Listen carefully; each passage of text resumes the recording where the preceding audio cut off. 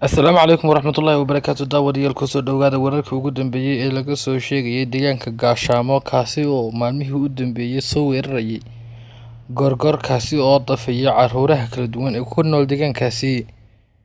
Dhacdadan oo ah dhacdo udub ku ah deegaanada Soomaalida ayaa markii ugu horreysay lagu arkay gorgorkan dafaya caruuraha kala duwan isagoo caruura kala duwan dhaawac iyo dhib ugu geystay halkaasi halka uu qaarna naftoodii dhaafiyay.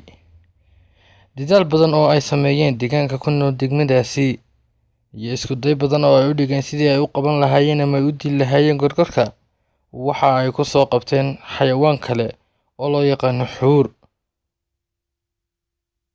Isku daygoodii labaad deegaankaasi waxa ay ku guuleysteen in ay soo qabtaan gorgorkii dhaawaca iyo dhibka dhimashada iyo dhaawaca leh u geystay caruurahooda waxaana ay ku xireen meel fagaara halkaasi oo ay ku toogteen ama ay ku daldaleen ama ay ku ciqaabeen gorgorkii dhibaatada ba'an ka geystay deegaankaasi. Halkan aad naga daawanaysaan waa barta aanu ku leenahay YouTube-ka ee Ficil Channel. Fadlan haddii aad nagu cusub tahay subscribe si aan kuu soo gaarsiino warbixinaha u dambeeya.